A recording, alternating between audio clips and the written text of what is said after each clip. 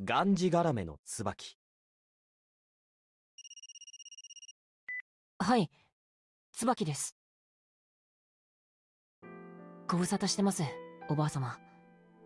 はい、僕は変わりありません。ええ、先日は仕事と重なっていて、申し訳ございませんでした。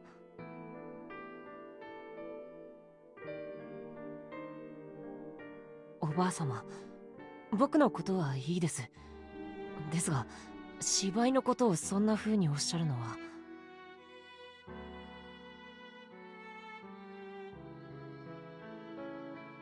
帝はそんなんじゃ。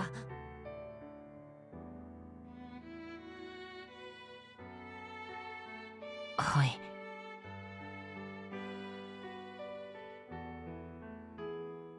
はい、失礼します。おやすみなさい。青柳の息子か。帝だってあなたの血を分けた孫ですよ、おばあ様。その事実を捨て去りたいのはミカ親子の方も同じだろうけど、人を人とも思わない、冷たくて窮屈な家。でもそれが俺の家。ただいま。どうした？顔が暗いな。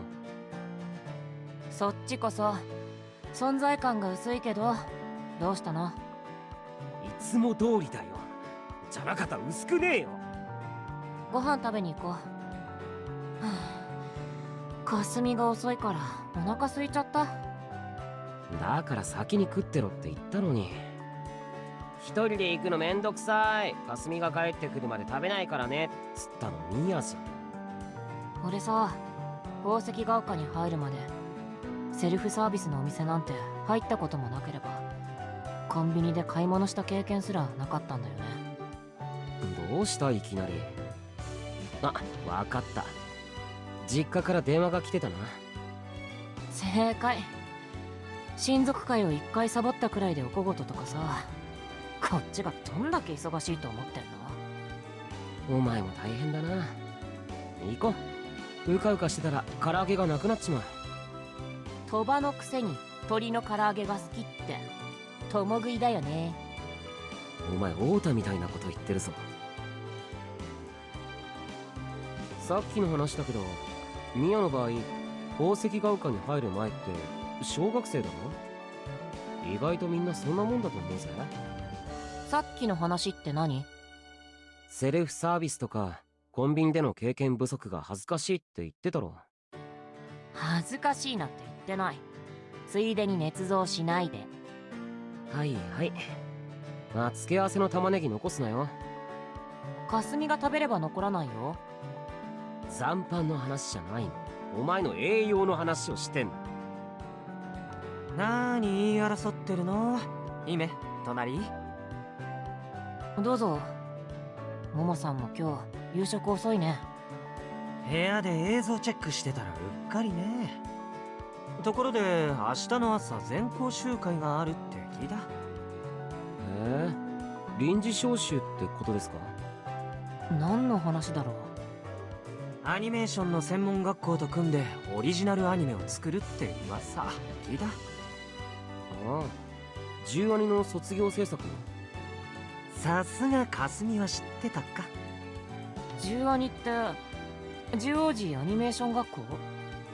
そう、制作協力って形で宝石が丘でキャスティングされることになったんだ。いよいよ発表か。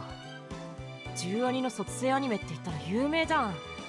テレビアニメの原作になったりしてるよね。そうだよ。毎回キャストは新人か養成所の生徒を使うんだけど、宝石が丘には一度も話が来なかったんだよね。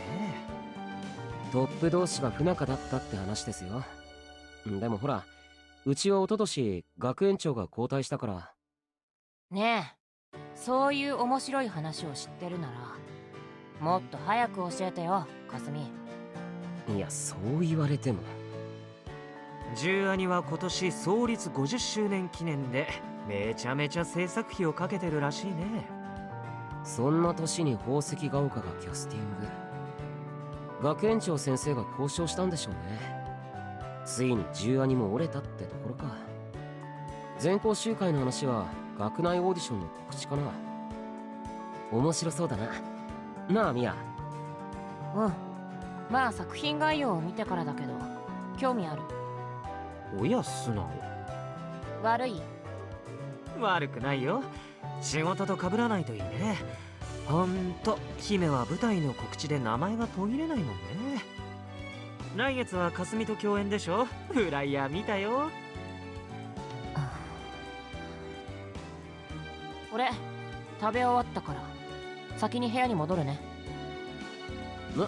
まだ残ってるぞ。終わったって言ったら終わったの。ごちそうさまでした。あいつ玉ねぎ全部俺の皿に移していきやがった。俺だって好きじゃないの知ってるだろ。ほら姫らしい。すみません。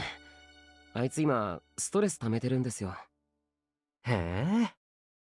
声の仕事に打ち込むって決心したはいいものの、舞台の出演予定もまだまだあるし、真面目に舞台をこなすほど取材や告知の依頼が増えて声の仕事を入れる余地がなくなるしで。なるほど、移行期だね。それはちょっと我慢の時だ。きついね。舞台も楽しんではいるんですよ。従来路線は卒業したし。でもやっぱりあの容姿だとどうしたって役の幅には限界がある。より幅を出せる声の仕事を切望してるわけか。姫だけの悩みだね。誰も変わってあげられない。みんな何かしら抱えてますけどね。ミヤの場合は本人の努力じゃどうにもならないあたりが。そういう時のためにユニットや同室制度があるんじゃないの。支えになってあげなよ。ならせてくれればね。ところで百瀬さん、玉ねぎ半分もらってくれません？ごめん、もうお腹いっぱいになっちゃった。頑張って食うか。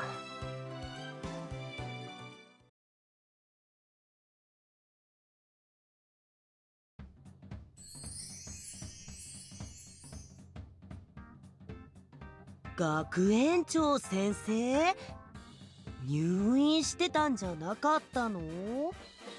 回復したんでしょうか。よかったですね。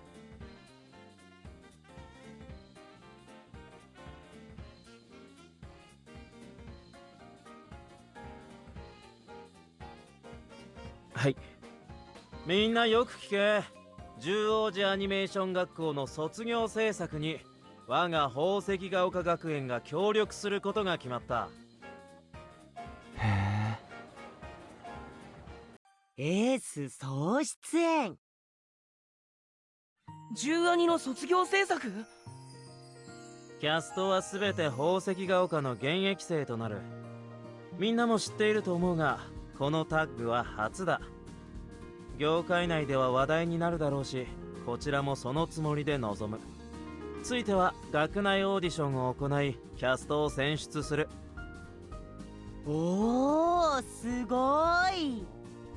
ねえ、ユッキーも受けようよ。そうですね。受かるかどうかわかりませんが、挑戦してみたいです。と通常ならなるんだが、先方からの要望で各ユニットのセンター6名はすでに出演が決まってる。うひゃ、人気者は必ず差し出せってことか。10話にも締めるとこ締めてくるな。おいミヤ、何暗い顔してるんだよ。やったじゃん。でもそれってつまり当て書きに近い役ってことじゃないの？俺そういうのもうたくさんなんだけど。ミヤ、強制出演？せっかくユッキーと一緒にオーディション頑張ろうと思ったのに。アン君、喜ぶところですよ。喜ぶところ。それ以外のキャストはオーディションで決める。参加資格は問わない。誰でも受けていい。確定の6名およびオーディションへの参加希望者は集会が終わったら職員室へ来るように。以上。さえさん。おお、どうした？アニメの件か？はい。オーディションを受けたいので。了解了解。じゃあこのまま一緒に来てくれ。資料を渡すから。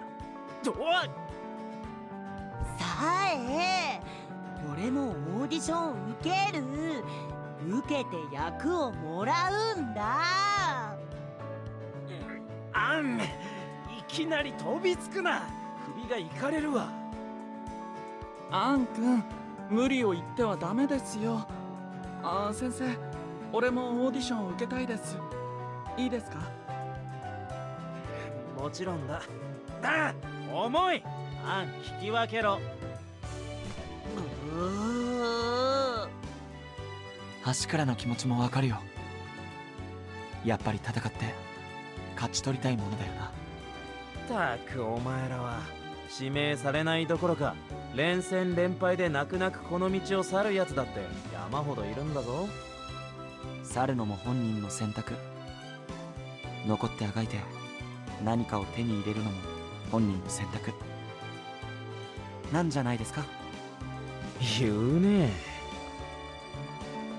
先生。沙莉君。ああ、サイリだ。サイリも集会出てたの？はい。ユニット所属の中等部生は出ろってことで。オーディション僕も受けたいんです。いいことだ。どんどん受けろ。じゃあ職員室に行くぞ。はい。ミーヤ、行かなくていいのか？授業が始まったら先生も捕まらなくなるぞ。ほっといて。行きたくなったら行く。俺行ってくるよ。オーディション受けようと思うから。うん。分かってるよ。こうしてても始まらない。何かが変わるわけでもない。行くか。うわっ！いったー。何？そうか。俺の脇腹に華麗なるトーキックを決めたのは我がいとこ椿だったか。ミカ、ちょっと大丈夫だった？こんなところで寝てるからだよ。大丈夫だ。落ち着いた。あんな威勢のいい歩きぶりで一体どこへ行くつもりだったんだ？どこへって、アレキ先生のところだよ。その分じゃ集会に出てなかったね。遅刻したら戸が閉まってたんでな。入らなくていいというメッセージだと受け取った。あれ、コスモを見なかったか？もう授業始まるもん。とっくに教室でしょ。置いていきやがったが。あいつこういう時ちょいちょい優しくないの傷つくよな。なあ椿。知りません。とにかく一緒に先生のところに行くよ。ミカにも関係のある話だから。俺にも？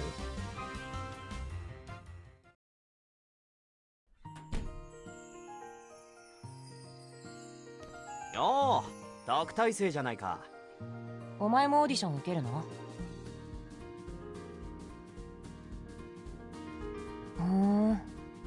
それにしちゃ意気消沈してるみたいだけど。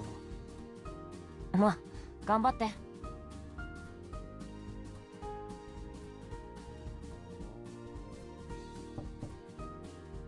失礼します。おお、来たな。失礼しまーす。ってミカード、そういや集会でお前の顔を見かけなかったな。出てもいないのに見かけてたら一大事だぞ。何を言ってるんだ先生。お前が何を言ってるんだ。その様子じゃなんでここへ来たのかも分かってねえな。あ、そうだ、説明するのを忘れてた。あのねミカ、10アニの卒業制作アニメに宝石が丘が協力することになったんだって。ほう、10アニの卒生。今回制作されるアニメは2本ある。ユニットのセンターは3名ずつどちらか一方に出演してもらう。よくわからんが、つまり俺も出るんだな。そうだ。配役はこちらで決めていいとのことだったので俺が振り分けた。椿と帝は同じ作品への出演だ。あれってことは当て書きじゃないんだ。なんだ、よかった。大学の研究室を舞台にしたサスペンスアニメでな。概要を読んだが骨太で面白いぞ。ほう、大学が舞台か。いいな。若き天才教授なんて演じてみたいと思ってた。だろ、ドンピシャだぜ。帝、お前が主役だ。はい資料。ミカが主役。まさか断ったりはしないよな。まあ断ろうとしても認めねえけどな。ふむふむ。締め殺しの木、60分アニメと。不穏なタイトル。収録はいつなんです？今回は収録前に稽古を行う。それも入れて12月後半を使い切る感じだな。アルバイターにとっては超のつく書き入れ時と知っての狼藉か。お前はアルバイターである前に宝石が丘の生徒であり声優なんだ。いい加減そこの自覚を持て。冗談ですよ。慎んでお受けします。バイトのスケジュールは調整だな。先生、俺の役は？お前の役はこっちだ。帝との仲の良さがきっと生きる。楽しめよ。ミカとの？へえ。挑戦のシナリオ。へえ、卒生アニメ面白そうなんだ。資料を見た限りではな。百瀬は受けないのか？悩ましいところなんだよね。これからの時期って忙しいからさ。チッヒーを強制的に取られちゃったのもあって、プライズがスカスカになるのも避けたいし。なるほどな。あれ、特待生ちゃんじゃないか。あ、ほんとだ。おいでよ、立ち話してこ。あら、暗。それオーディションの資料だよな。特待生ちゃんも受けるの？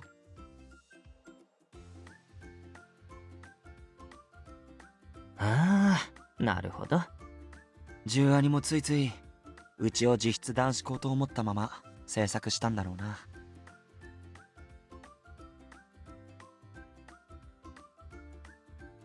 いいこと教えてあげようか。俺の事務所の先輩ね、アイドル声優を地でいく感じの可愛らしい女性なんだけど、初めて役名付きでもらった仕事はなんとおじいさん役だったらしいよ。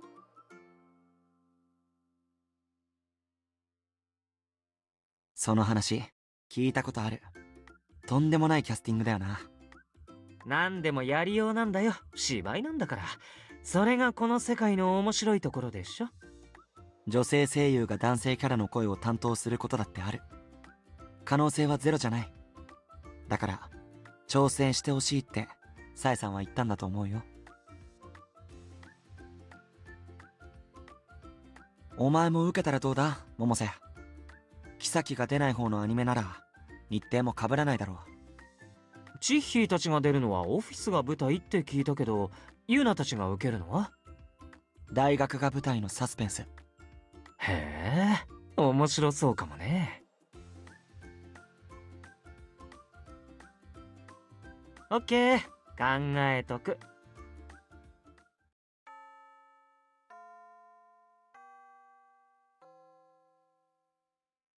さて、締め殺しの木のメインキャストに集まってもらったわけだが、キャラクター資料とあらすじには目を通したな。はーい。はい。はい。朝にも説明したが授業の一環だ。そのため外部の収録とは違い事前に稽古を行う。俺はラトウユウジくん。T 大学で薬学の研究をしていて、10回留年してるんだ。ってことは何歳？全然くんじゃなかった。ユージさん、ごめんなさい。親近感が湧くような湧かないような役だな。というか、よく退学にならないな。俺は長月博夢。医療科学の研究所に勤める科学者。30歳。今まで演じた中でも一番年上のキャラかも。孤高の天才科学者ね。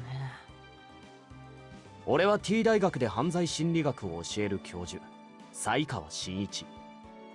同じく30歳。法医学者でもあり、椿の演じる長月とは大学の同期なんだよな。俺は30歳っていう年齢とミカの演じる才川との同い年間の両方に説得力を出さなきゃいけないか。どうだ椿、ちょっと新たな挑戦だろ。まあね、控えめに言ってもすごく楽しみ。苦労も多そうだけど。卒生だから作れるって感じの作品だよな。ストーリーも明るくないし、人物たちも綺麗でかっこいいばかりじゃない。人間臭さっていうのかな。そういうの資料から感じる。きっとそこが大事にしたいところなんじゃないかな。人間臭さね。その調子で理解を深めていくといい。オーディションがない分、他の役者より早く準備に入れるんだ。時間を無駄にするなよ。さて、出来たてほやほやの台本を配る。エヴァ・ライがリハ V もあるぞ。もう完成してるんだ。おお、さすが卒生。段取りが丁寧だな。わーい、ユージさん、こんにちは。オーディションメンバーが揃ったら稽古を始める。 V と合わせて台本を読み込んでおくように。はーい。台本はどんな感じかな。難しい言葉がいっぱい。ほんとだ。これ調べながら読まないと自分が何言ってるのかさっぱりだ。俺の役に至っては偏屈という設定も相まって二重三重にちんぷんかんぷんだ。これは気を引き締めてかからんとまずいな。悩んだら言えよ。10兄に質問を投げることもできる。まあまずは自力で頑張れ。そんじゃ解散。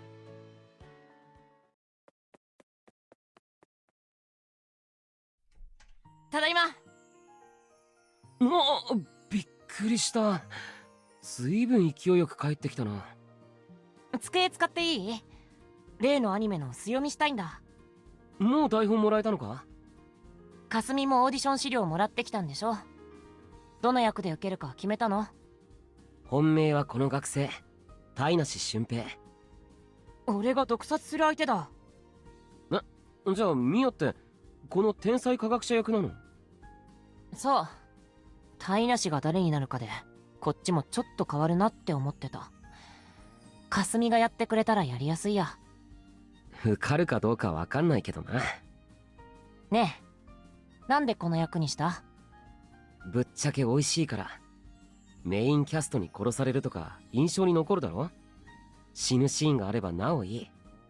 安心して、台本にちゃんとあったよ。俺の作った毒薬でもがき苦しむシーン。よっしゃ。って物騒な会話だなこれ。生化学的検査は試してみたのかい。血清クレアチニンの値を。また聞いたこともない単語が出てきたぞ。もうこんなんばっかり。アクセント辞典に載ってるかなこれ。悪い。俺舞台の稽古で絞られたからそろそろ限界。離脱するわ。俺もう少しで終わるからこのまま読んでる。おやすみ。おやすみ。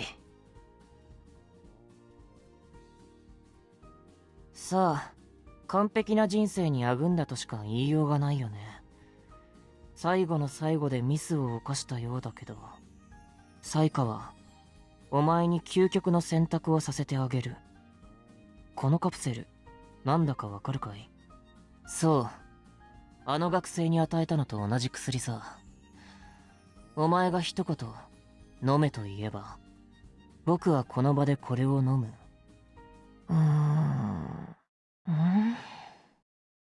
これだけプライドの高そうなキャラがいきなり自分の命をサイカーに預ける。読み返してみても違和感がある。なんでサイカーがそれだけ特別な相手だった？それにしたって唐突すぎるよな。ダメだ。何回読んでもこのラストだけしっくりこない。長月と俺の年齢差のせい？俺には辻褄が合ってないように思えるけど、卒生ってことは書いた人だって学生なわけで。あれ、まずい。長月っていう人物がわからない。俺の引き出しじゃ足りてない。ミーヤ、スマホ鳴ってる。着信。誰から？青柳先輩。ミカ？不安なんてない。ミカ？おお、悪いな。呼び出したりして。うん、台本読んでたし。そうじゃないかと思った。最後まで目を通したか？アレキ先生がニヤニヤしてた理由が分かったよ。確かに俺の経験したことのない役だった。年齢もだいぶ上だしな。30歳の男の声って何を含ませればいいんだろうな。低くすりゃいいってもんでもないだろうし。その悩みすっごいわかる。俺も今長月の思考回路を読み解こうとして悪戦苦闘してたとこ。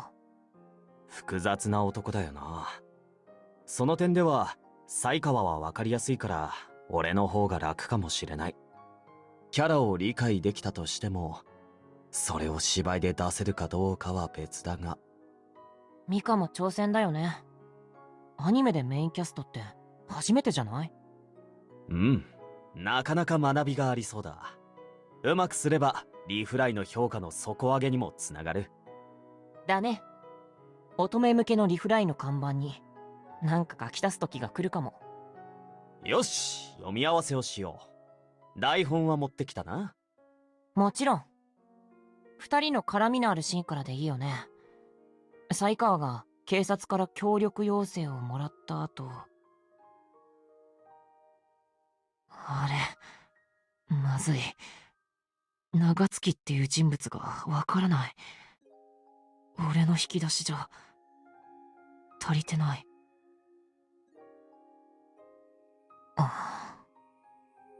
椿、どうした？うん、なんでも。再開するのって何ページだっけ？あ、実家からだ。お前の携帯だろ？出ないのか？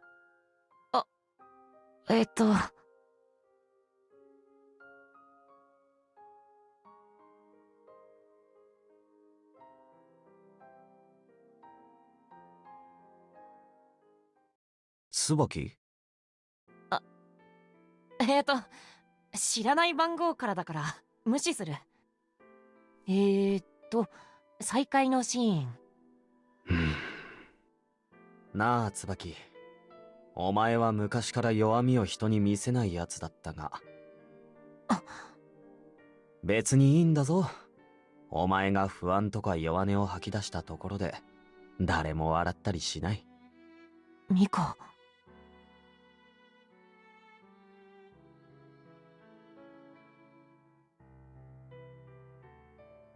別に不安なんてないよ。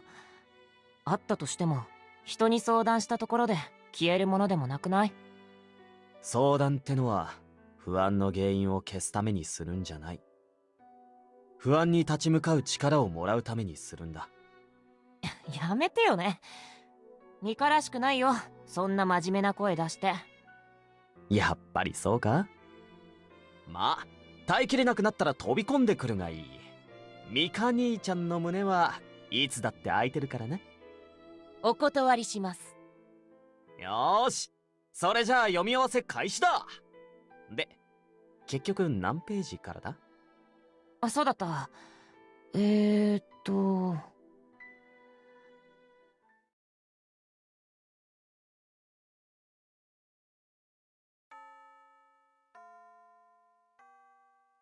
あ、なんとか一通り読めたね。読めたってレベルだな。まさに。ただでさえ緊張感のあるセリフが多い中、掛け合いになったらさらに余裕がなくなる。俺、掛け合いで引っ張ってもらった方がいい。ピンだとセリフの難しさに気を取られちゃって。もう一度概要をさらおう。まずは俺、犯罪心理学者の才川。T 大学の教授。法医学も収めているというスーパーエリートだな。才川の大学時代の同期で、今は医療科学の研究所に勤めてる天才科学者長月。 T 大学の薬学部の学生で真面目な名藤裕二くん。独自の研究をたった一人で進めてるんだ。訓呼びに戻ったんだ。いっぱい台本読んでるうちに友達になれたからね。そのユージ君の研究データを横取りしようと企む学生台無し。そのキャラ霞が受ける予定。ほう、楽しみだな。俺は台無し君に大切な研究データを盗まれてブチ切れてしまいます。それを見ていた俺、長月はろくでもない台無しを自分が開発した薬の実験台にしようと目論む。死後体内に痕跡が残らず突然死に見える毒薬のね。台無しの死はどこから見ても怪しくなく、それゆえに不自然すぎた。警視庁の警部補尾上は殺人事件の匂いを嗅ぎつけ、俺才川に調査を依頼してくると。まあこれが大筋だな。才川先生が推理で長月さんを追い詰めるところすっごいかっこいい。台本読んでるだけでおーってなった。長月は自分の完全犯罪に自信があるから才川の調査に自ら協力するんだよね。そこで学生時代の旧交が温まってくっていう。だが才川は長月の犯した罪に気づき、それを暴く。ここ結構切ないよな。うん。最後は長月さんが自分の作った薬を飲もうとする。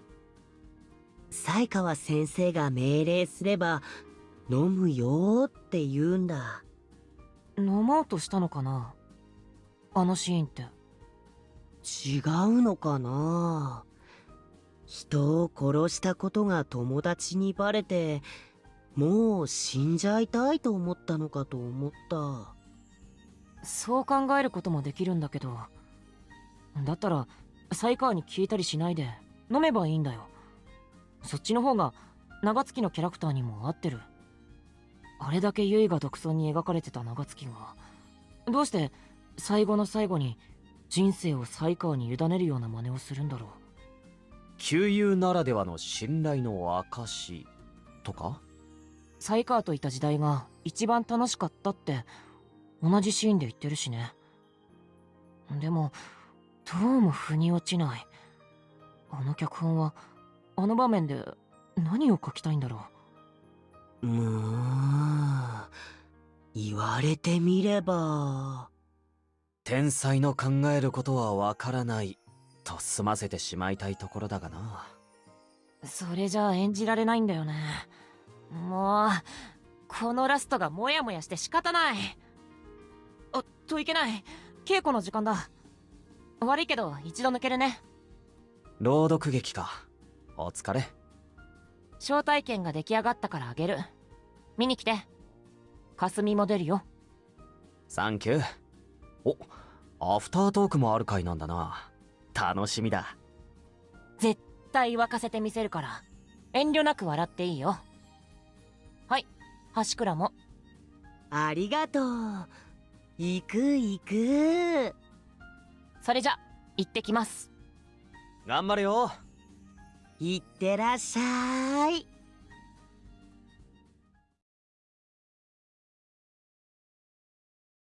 それじゃあ発表するぞ。アニメ「締め殺しの木」キャストオーディションの結果だ。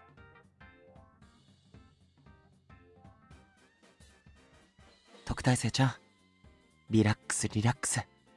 そうそう、ここまで来たらもうなるようにしかならないからね。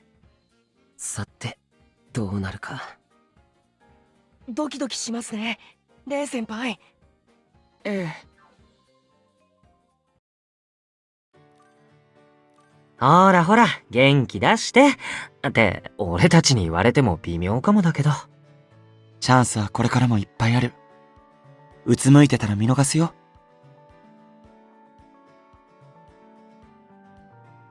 ありがとう。特待生ちゃんはどの役で受けてたんだ？ああ、ちびちゃんがやることになった役だ。アマチか。あいつ怖いよな。わかる。あんな可愛くてふわふわした感じなのに、しれっとこわもて低音キャラとか演じきるんだよね。あれでまだ中3だろ。これからどうなるんだか。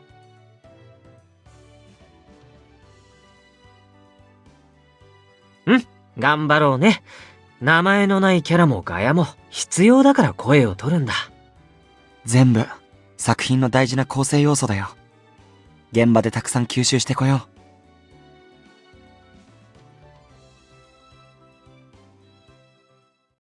オーディションを通過した人はおめでとう。これで晴れて顔合わせだ。改めて配役を発表する。主演才川真一役青柳帝。んじゃない。挨拶なり抱負なりあるだろ。なあ、すまん。ここに積んである台本が興味深くてな。見入ってた。先生、これもう一本のアニメの台本だよね。へえ、チッヒーたちこんなのやるんだ。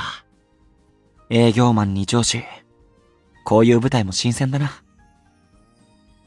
そこの3年たち、席に戻れ。顔合わせを始めるぞ。おっと、了解。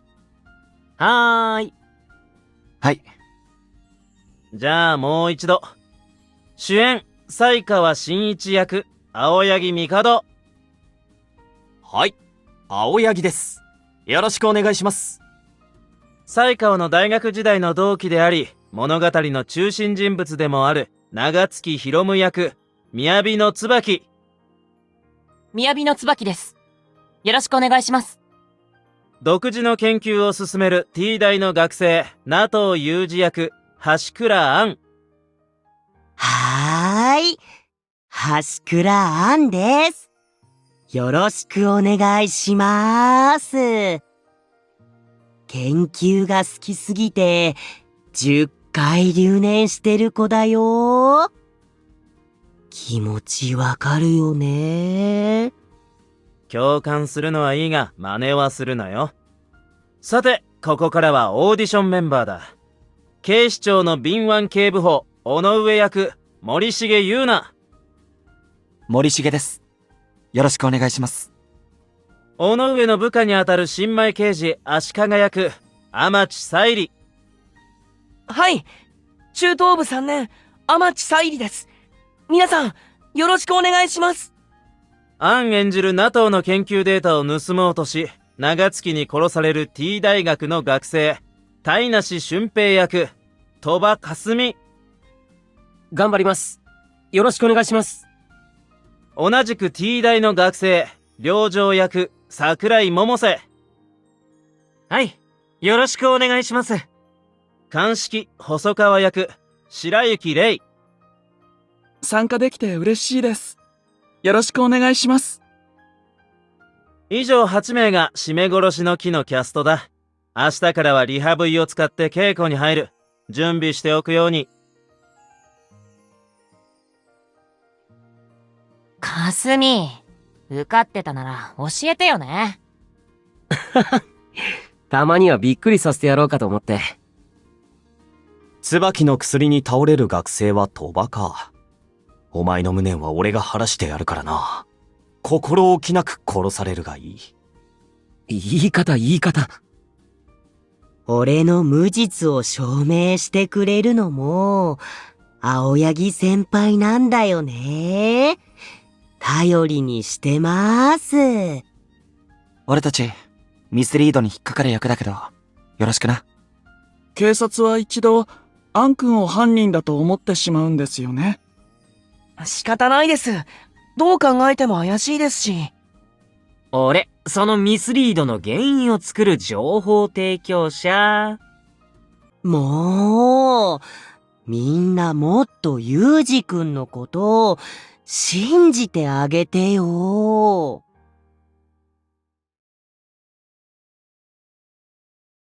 それは。そう。あの学生に与えたのと同じ薬さ。お前が一言、飲めと言えば、僕はこの場で。お前が一言、飲めと言えば、僕は、すみません。もう一度いいですか？いや、一度区切りにしよう。このシーンになると詰まるな、椿。すみません。お前なりの答えを見つけようとするのはいいが、考えすぎるなよ。現場で要求された解釈を芝居という形で返す。それが声優であるお前の役割だ。舞台とは少し違う。はい。自分の解釈にとらわれすぎると、現場で幅広く対応できず立ち往生するぞ。ほどほどにな。今日はここで切り上げる。一旦リセットしてこい。みんなもアフレコまで1週間切ったぞ。コンディションの維持に気をつけろ。はい。ミヤ。椿。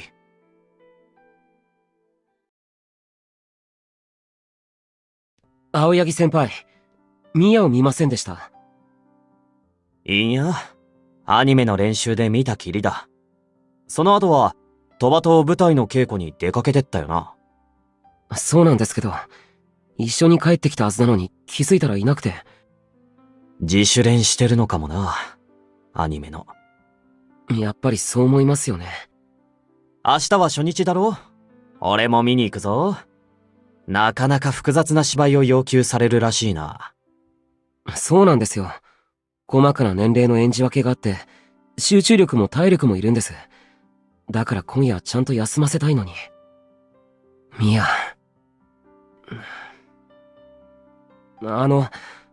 これ言っていいのかあれなんですけど。ん？ちょっと前にミヤ、実家からの電話を受けてるんです。じゃないかと思った。この前の晩の電話も、やっぱり雅のからだな。俺の思い過ごしてなければ、様子がおかしいのはその時からです。うん、わかる。ひとまず教えてくれて感謝だ。俺に何ができるかわからんが。いえ、そのあたりは、俺の方が確実に役に立たないんで。そうでもないと思うがな。まあいい。椿を見かけたら部屋に戻るよう言っておく。それじゃあな。はい。お願いします。お前が一言、飲めと言えば、僕はこの場でこれを飲む。才川、飲むなと言ったら、この足で警察に行くよ。天才的な頭脳を持て余して、人生に飽きたまではわかる。だから、興味半分に人を殺す。それも理解はできる。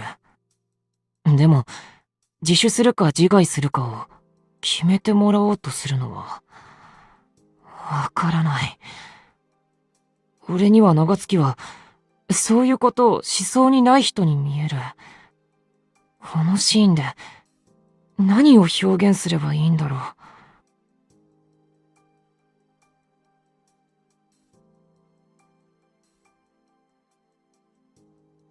道化。違う。俺たちは、真剣に役と、作品と向き合って、身も心も捧げて演技をしてる。でも、与えられた役を理解できてもいない今、お前に何が言えるわけ、椿。心に開いた穴。現状、開演はオンタイムだってさ。オッケー。ちょっと、外の空気吸ってくる。この後取材1本入ってるぞ。忘れるなよ。はーい。ん？これ、締め殺しの木の台本だ。ミヤのやつ、こんなところまで持ってきてるのか。お、橋倉も来てたのか。ああ、青柳先輩だ。俺は美術部代表ってことで。なら俺は親族代表だな。楽しみだな。俺まだお芝居見たことあんまりないからドキドキする。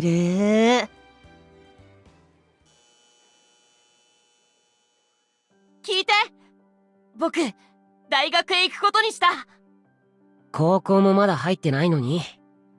夢に順序って関係あるの？大学で船の勉強をするって決めたんだ。いつか自分の作った船で海を渡るの。どう？いいんじゃない。だったら俺の夢は、お前と同じ高校に受かる、だな。何その素敵な夢。じゃあ僕に勉強を教えるところから始めよっか。はいはい。進学をやめたって本当か？何か文句がある？夢はどうしたんだよ。何のためにこの高校に来たのか忘れたのか？船を作ったって父さんには会えないの。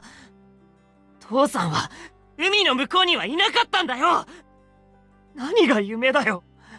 そんな子供のたわごと忘れるくらいいいじゃない。どんな夢も叶えるまではたわごとだよ。でかい夢ほどそうなんじゃないのか。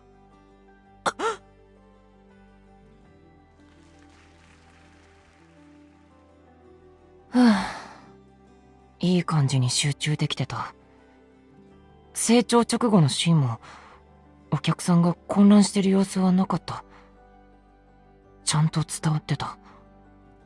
この舞台で演じるのは13歳、15歳、18歳、21歳。俺より上の年代もあるけど、長月に比べたら近い。今日は食事も断って帰ろう。帰ったら、長月の台本を。おい、ミヤ！まだメイク落とすなよ。何やってんだ？って、今日はこの後アフタートークだぞ。忘れてたのか？濡れ、もう一回。集合かかってる。繋いどっから準備でき次第来いよ。あとあんまり慌てるな。怪我するから。じゃあな。俺、何考えてた？芝居が終わって、それで今日の仕事終了じゃないでしょ。楽屋で別の仕事のことを考えるとか。お前、役者失格だよ、椿！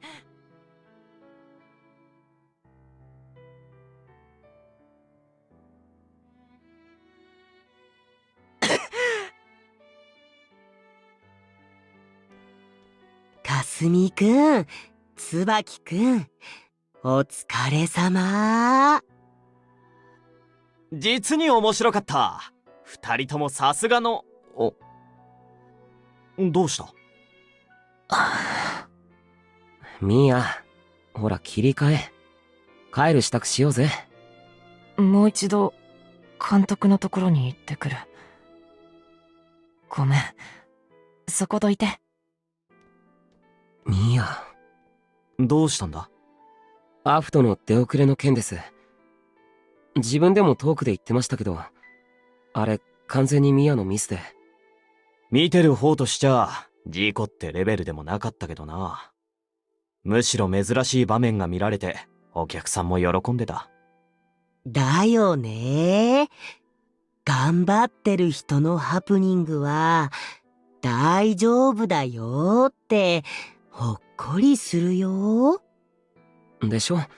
全体の段取りを崩したわけじゃないし、舞台はいい出来だったんで、スタッフの間でも笑い話で済んでるんですけど、肝心のミヤが終わってからずっとあの調子で、何を話しかけてもごめんしか言わないし。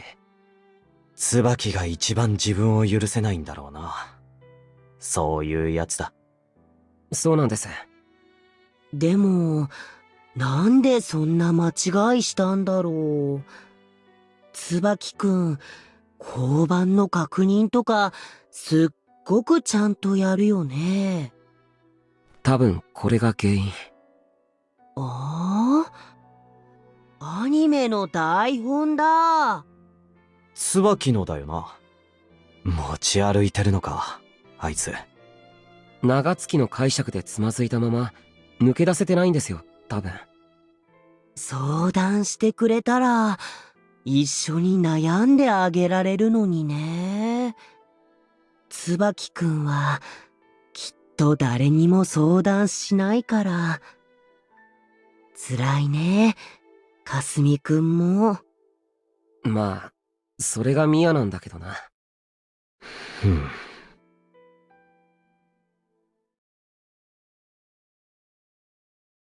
何？こんなところへ寄らせて。俺、早く帰りたいんだけど。まあまあ、今日は初日お疲れ様ってことで、俺のおごりだ。何でも好きなものを食え。ミカがおごりとか言うなんて。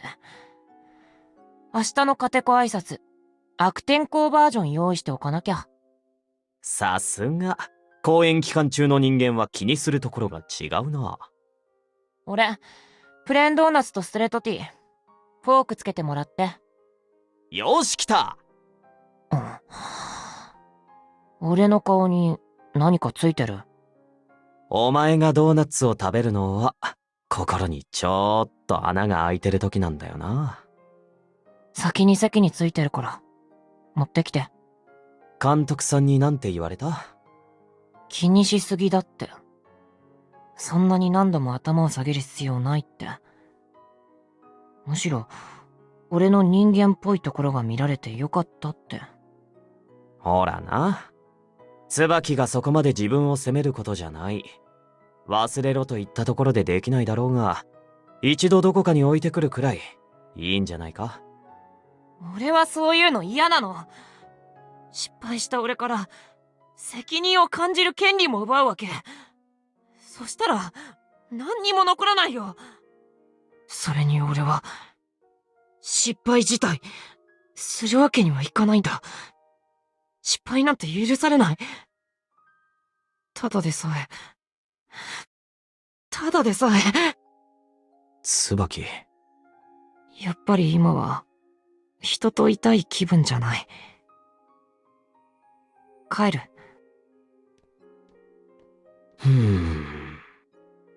あ、すみません。オーダーはそのままで。僕が2人分いただきます。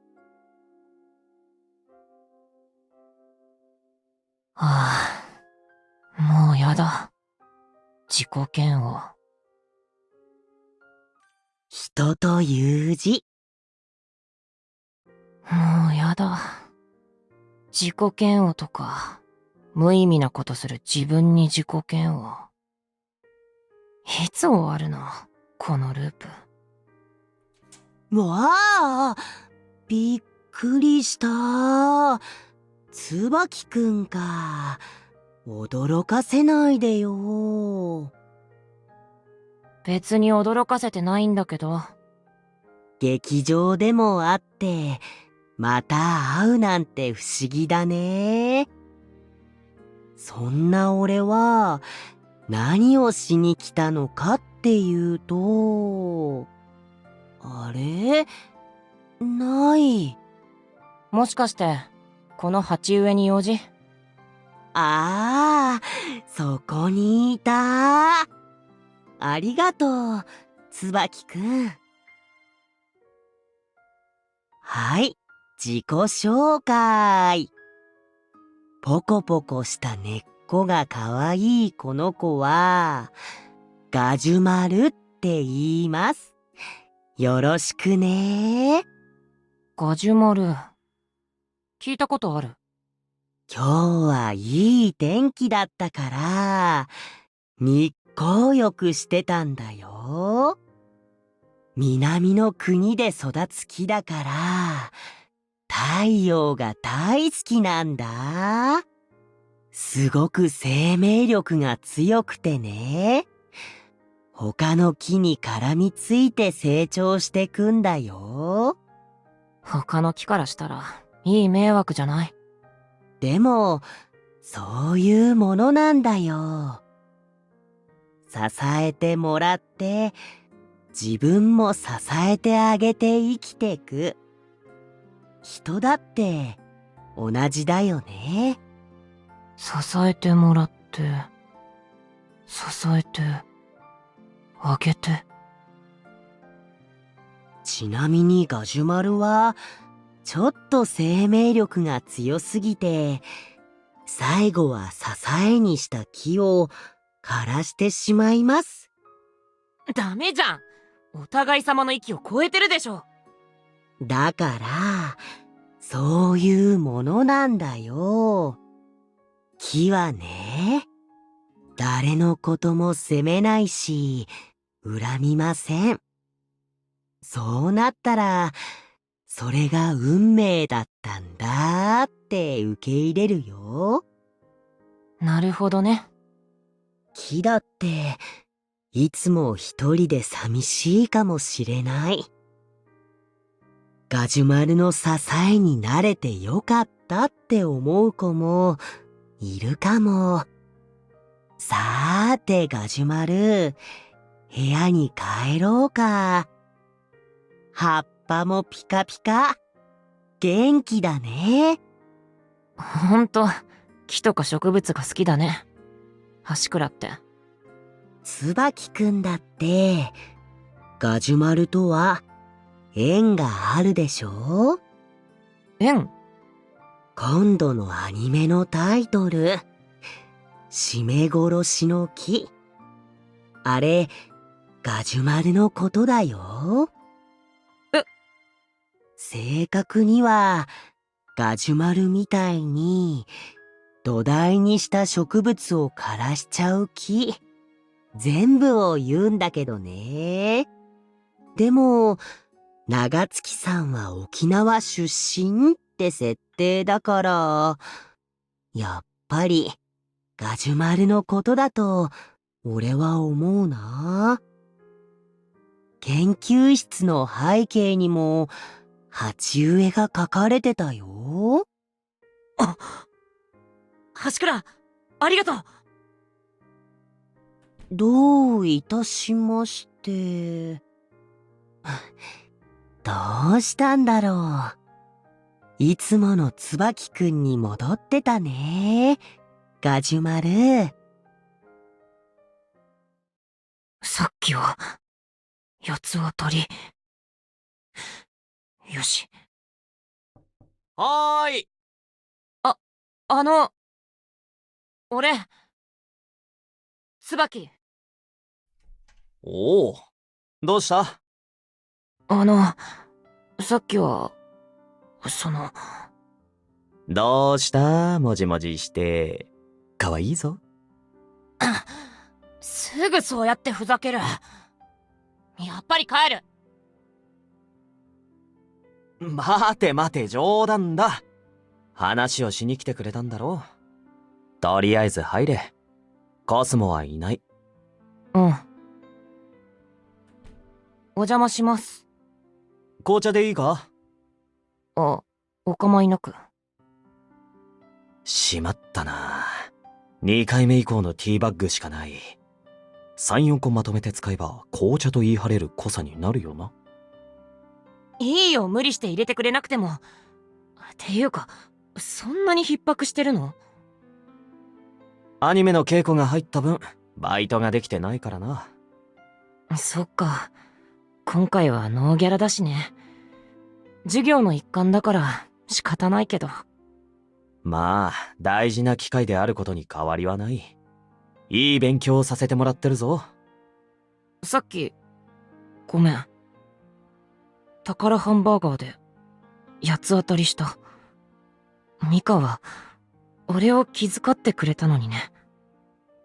ごめん。謝ります。気にしてない。お前も気にするな。それじゃあ俺の気が済まないから聞いて。俺ね。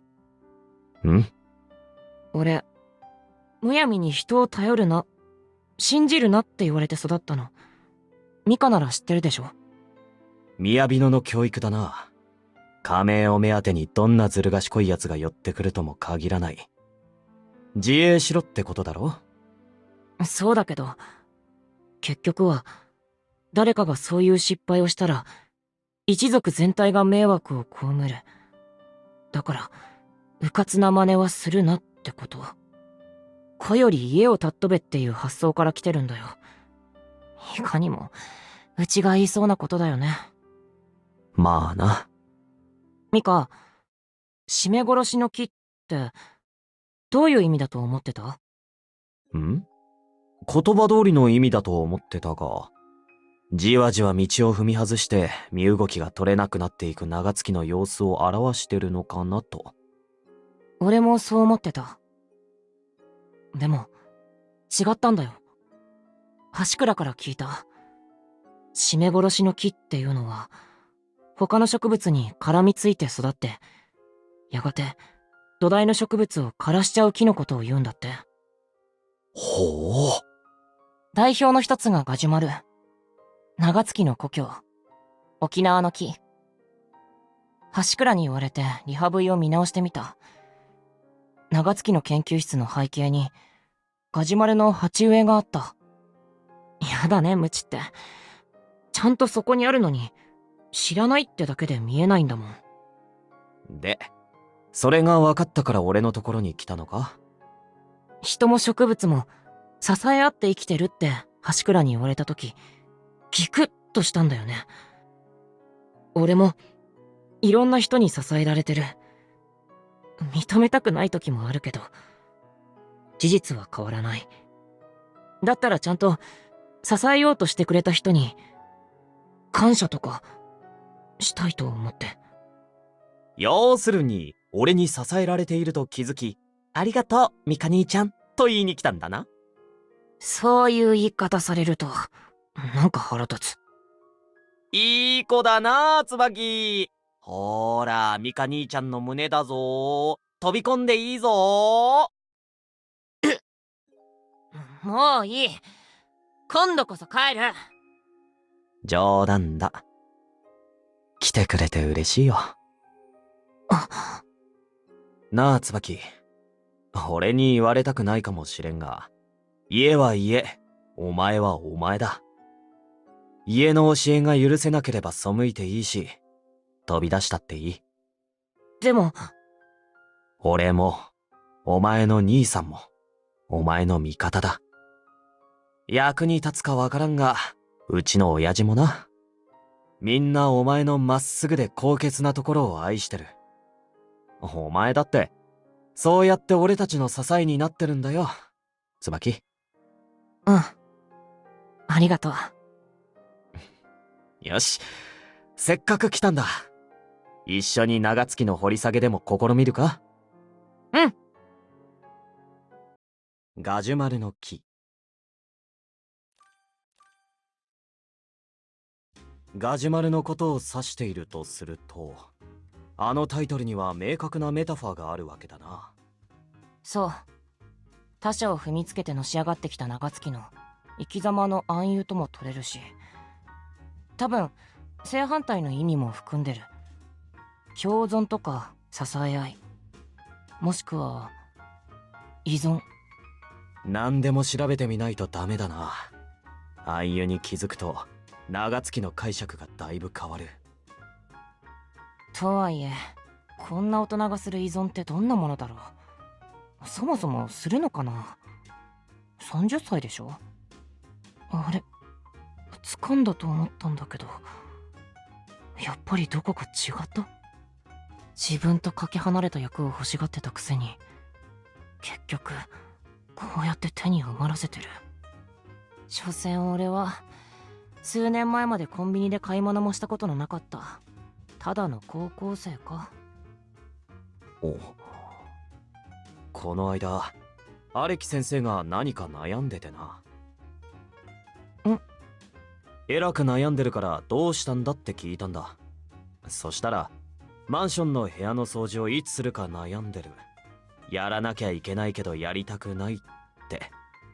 何それ。やらなきゃいけないならやるの一択じゃん。いい年してそんなことで悩むの？悩むらしい。そんなものなんだと思うぞ。人が悩んだり喜んだりするきっかけなんて多少年齢を重ねようが変わらない。俺は30歳になったってお前が笑ってなかったら心配するよ。そういうことなんじゃないか。どう頑張っても理解できない役なんて先生も振らない。むしろお前だからできる長月があるんじゃないか。俺だからできる長月。天才科学者長月。ずっと一人で誰かを頼るなんて許せなかった。孤高の存在であることにプライドもあった。だけどやっぱり最後には。どうした？俺分かったかも。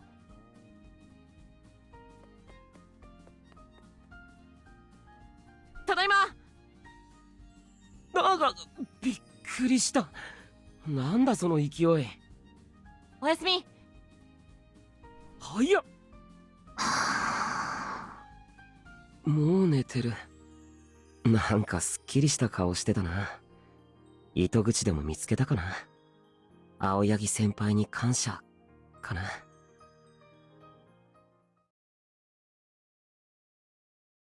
よう、いよいよ本番だな。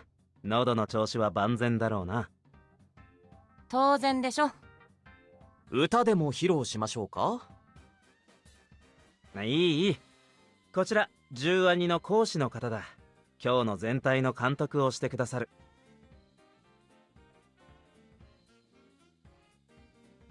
こちらこそよろしくお願いします。よろしくお願いします。じゃあスタジオでな。先生はこちらへどうぞ。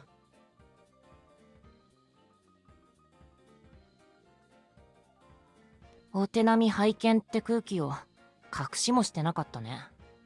実際そんなスタンスなんだろう。長年いがみ合ってきたと聞くしな。これまで宝石が丘でキャスティングしなかったことを後悔させてあげるよ。それでこそ椿だ。行くか。うん。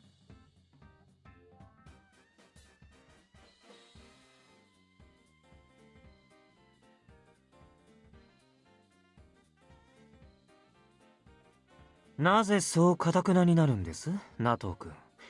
俺たちがそのデータを盗むとでも？そんなことは。心外だな。NATOにとって俺らってそんな存在？つうかたまには飲み行こうぜ。俺は飲めない。もう行くから。それじゃ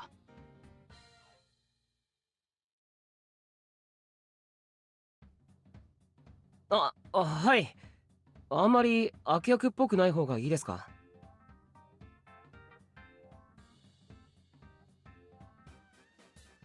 なるほど。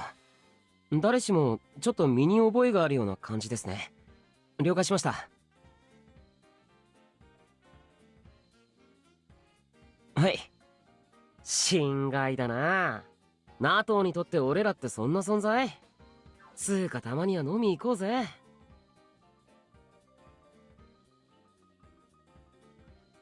おお、先方もいいディレクションをするね。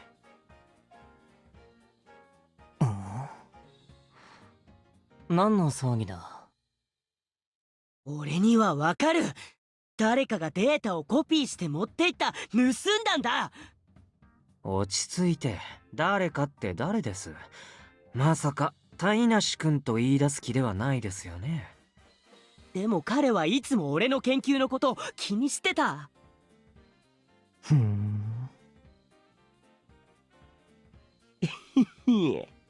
あとはこのデータを適当にまとめてトロイ留年野郎より先に提出すりゃ俺の勝ちだな。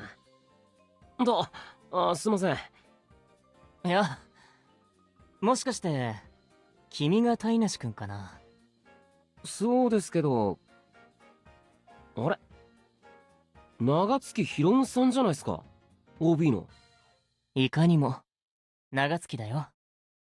すっげえ長月さんの書いた本持ってますよ。俺すぐそこの寮なんで、よかったら話聞かせてください。喜んで。懐かしいね。僕もその寮だった。決めた。こいつだ。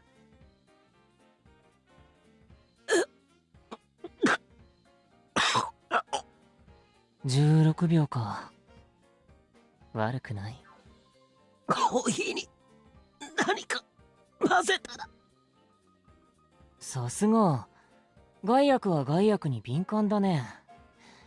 すぐにその可能性に考えが至るとは見直したよ。光栄に思うといい。君が被験者第1号だ。もうすぐ意識が消え、6時間以内に心臓が止まる。薬は胃袋からも血液からも、もちろんコーヒーからも検出されない。絶対にね。君の死因は法医学の無力さの前にこう結論付けられて終わる。虚血性心疾患。大雑把に言えば急性心不全。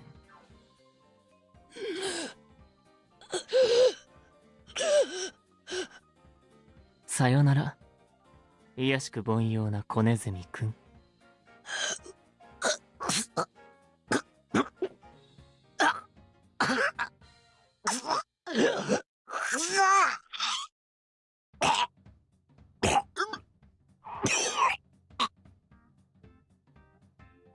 話せ、俺じゃない。わかったわかった。話を聞くだけだから。足利くん、連れてっちゃって。承知しました。ほら暴れるな。細川、どうだ？交友関係が広かったようですね。指紋、毛髪が現時点でわかるだけでも8人分。寮の学生から潰してくか。事件性があるとお考えですか？検視からも不審死を示す情報はなかったんでしょ？毎度のことながら根拠はないんだが、どうにもうずくんだよな。才川先生の出番ですか？この時間なら電話に出るはず。才川です。これは尾上警部補。ご無沙汰できて安心していたのに、毎度不本意そうな声でお電話ご苦労様です。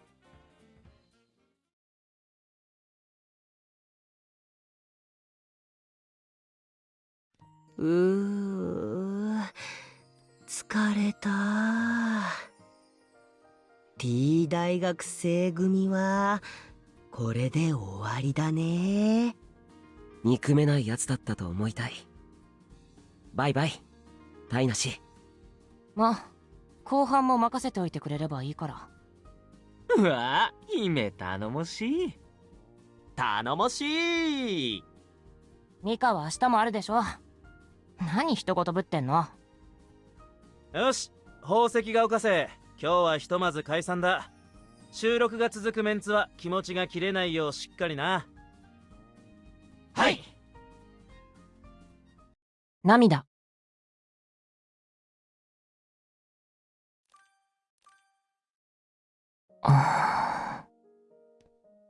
椿、何やってるこんなところで。眠れないのか？月を見てた。月？長月って名前に月が入るじゃない？やっぱり月を見たら何か感じるのかなとかさ。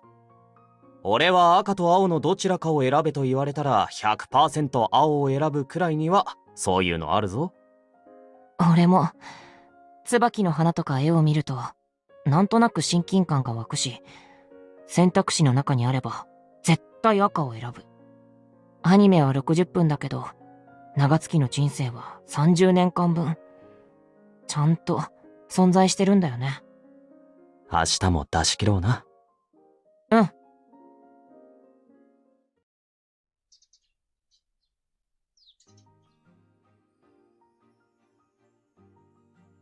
お願いします。今日はクライマックス含め物語の重要な部分ばかりだ。宝石が丘の実力を見せてやれよ。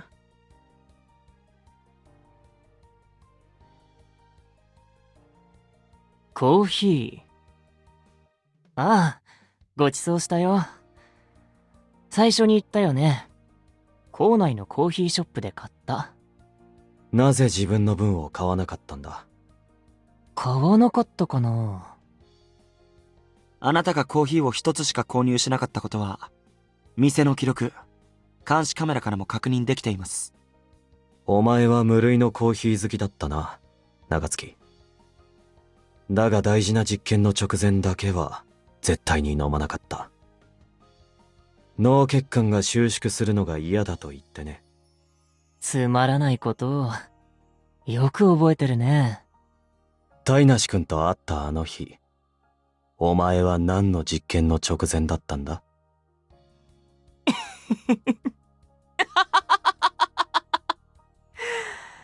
警察と犯罪心理学者が顔を揃えて聞くことが、大好きなコーヒーを飲まなかった理由は？忙しいので失礼。僕の時間を使うときはもう少し中身のある会話にしてほしいな。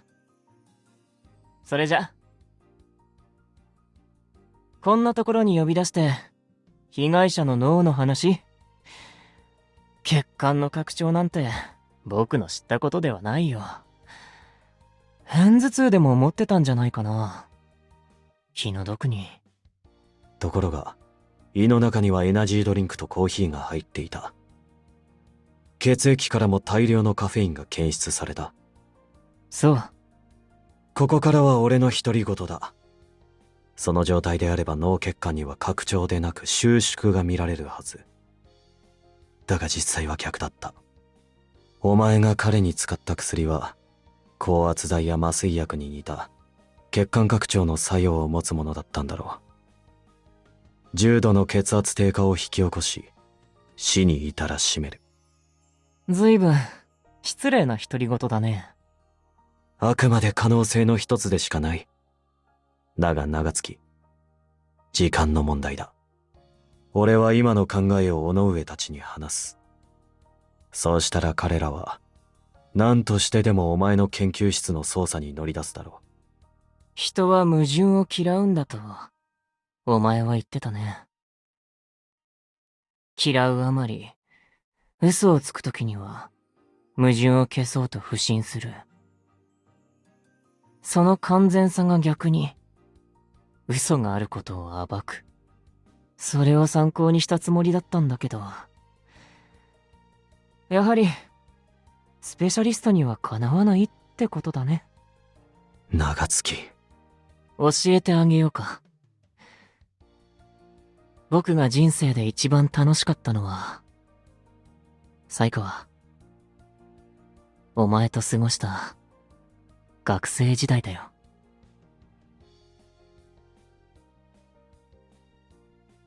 はぁ。水っと。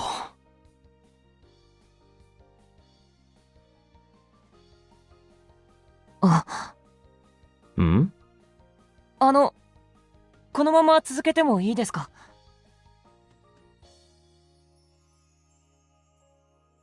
ごめん、ミカ。いい。もちろん。はあ、大丈夫。長月とはいっぱい対話した。俺は彼の声を演じられる。お願いします。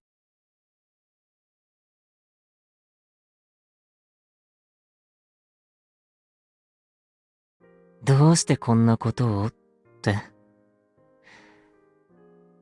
さあ、完璧な人生にあぐんだとしか言いようがないよね。最後の最後でミスを犯したようだけど。いや、お前は科学者としてはミスしちゃいない。俺の推理はどれも憶測の域を出ない。研究者としても完璧だったよ。だが犯行は不完全で、人の心もどこかに落としてきたってだけだ。言ってくれるね。長月、あなたに騙されるところだったよ。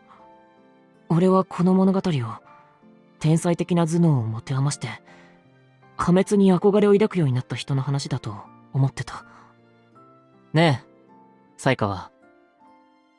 なんだ？お前に究極の選択をさせてあげる。このカプセル、なんだかわかるかい？それは。でも、違ったんだね。そう。あの学生に与えたのと同じ薬さ。お前が一言、飲めと言えば、僕は、この場でこれを飲む。飲むなと言ったら？この足で警察に行くよ。どう？飲むな。違ったんだ。これは、孤独に生きた一人の男が、最後の最後に、誰かと繋がろうとした話。お前は残酷だね。何とでも言ってくれていい。このカプセルは、お前に預けるよ。信じるかどうかは自由だけど、僕が作った薬は、カプセル2つだけだ。つまり、これが最後。支えてほしくて、関わりたくて、投げ出すように手を伸ばした。そういう話だ。長月。どう？これで僕にも、人の心があったって証拠には、ならないかな。長月。俺も楽しかったよ。学生時代。それはよかった。プライドとか、見栄とか、自分を縛っていたそういうもの全部を捨てて、関わりたいと願ったんだ。才川の心に、残りたいって。じゃあ、才川、元気で。椿。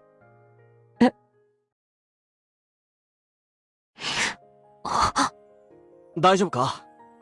あれ？何これ？止まんない。すみません。音声は問題ありませんでしたか？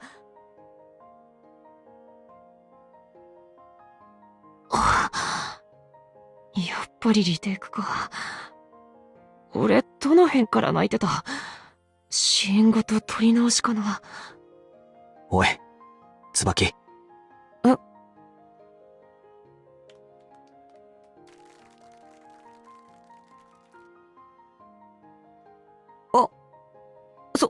そうですか。ならよかったです。よかったぞ、椿。ちょっと震えが来た。あそこで台本が終わってて助かった。次のセリフがあったとしても、俺は言えなかったよ。自慢のいいとこ。でしょ。まさしくだ。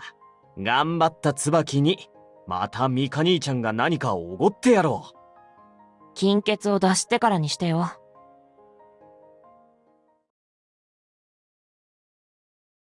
ただいま。あれ早かったな。この大量のおにぎり、何？ああ、本当はもうちょっと綺麗に整えておくつもりだったんだけど、お前がどんな顔して帰ってくるかわからなかったからさ、せめて好きなもので迎えてやれたらなって。結構元気に帰ってきたな。任せてって言ったでしょ。はい、そうでした。この爆弾みたいなの、作ったの太田でしょ。で、こっちの持ったら崩れそうなのがリン。お、さすが。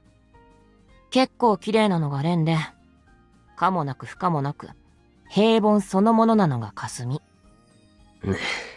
はい、さすが。ありがとう。いただくよ。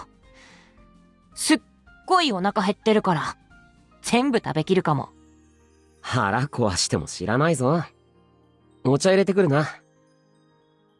どれにしようかな、と。レンのだ。いただきます。おいしい。伸ばした手の先に。いかにも、長月だよ。すっげえ長月さんの書いた本持ってますよ。俺すぐそこの寮なんで、よかったら話聞かせてください。喜んで。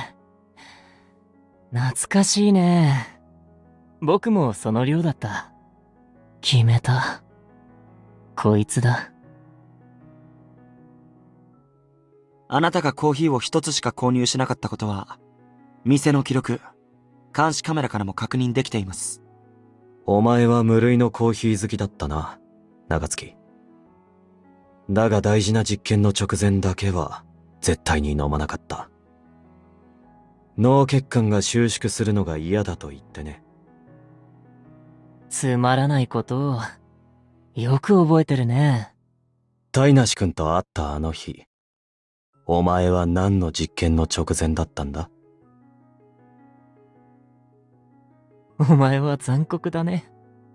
何とでも言ってくれていい。このカプセルは、お前に預けるよ。信じるかどうかは自由だけど、僕が作った薬は、カプセル2つだけだ。つまり、これが最後。長月。どう？これで僕にも、人の心があったって証拠には、ならないかな。長月。俺も楽しかったよ。学生時代。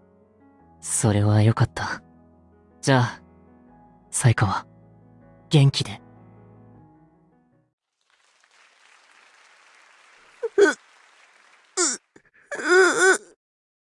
サイリ君、ここは抑えましょう。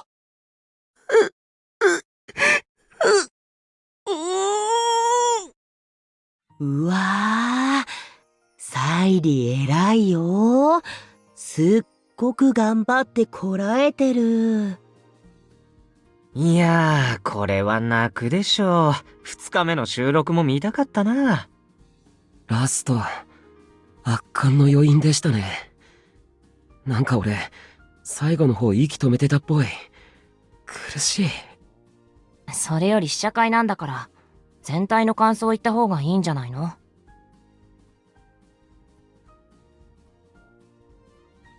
シンプルに面白かったです。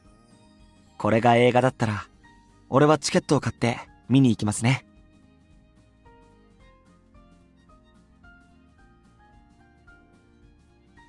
それじゃ、宝石が丘へ戻るとするか。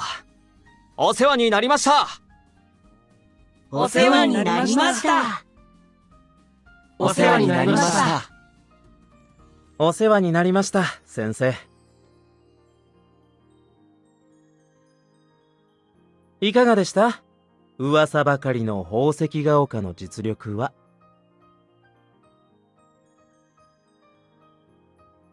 締め殺しの木、ガジュマル。素晴らしい遊び心です。甘えたことを言いますが、そういう大事な要素こそ資料に載せておいていただきたかった。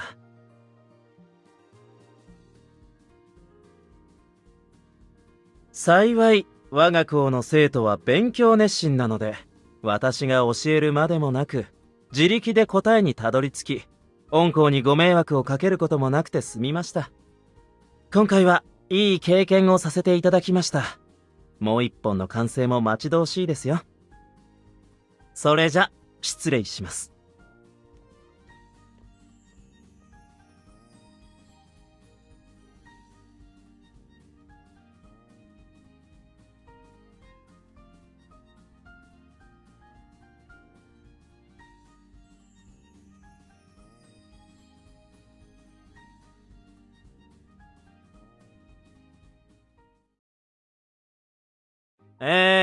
それでは、アニメ締め殺しの木完成を祝して、ささやかながら打ち上げ的なものを始める。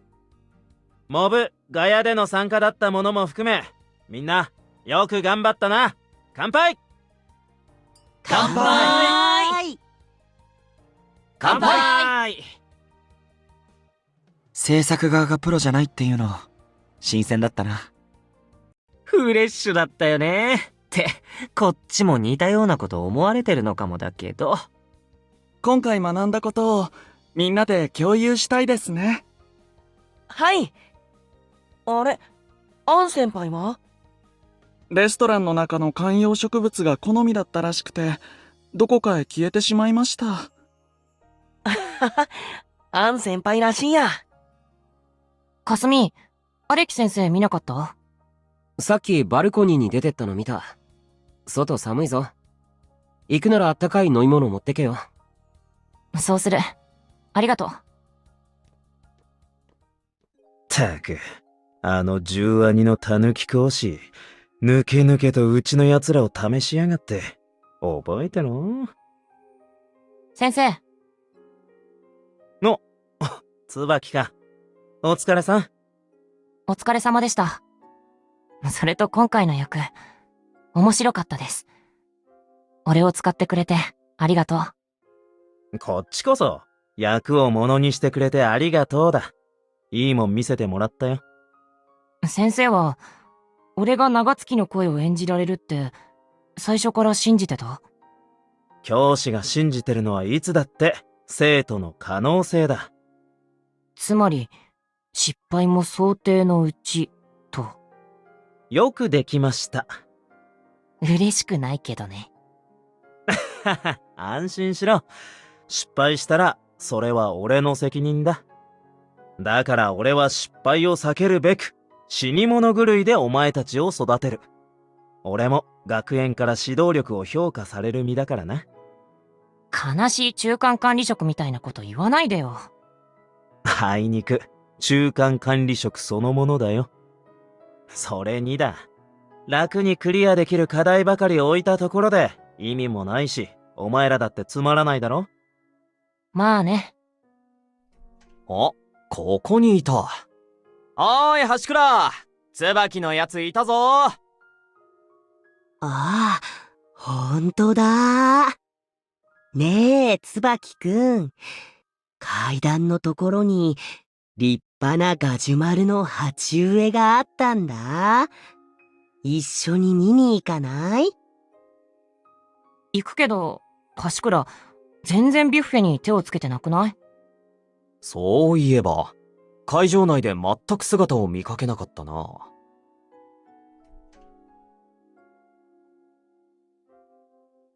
お、ここのデザート、うまいんだよな。冷えてきたし、入るか。じゃあ、デザートを食べてから、ガジュマルに挨拶しに行こう。椿、入らないのか？先に戻ってて。俺、ちょっと用を済ませてから行く。わかった。ミカ、ありがとう。今回。いろいろ。体が冷えないうちに戻ってこいよ。うん。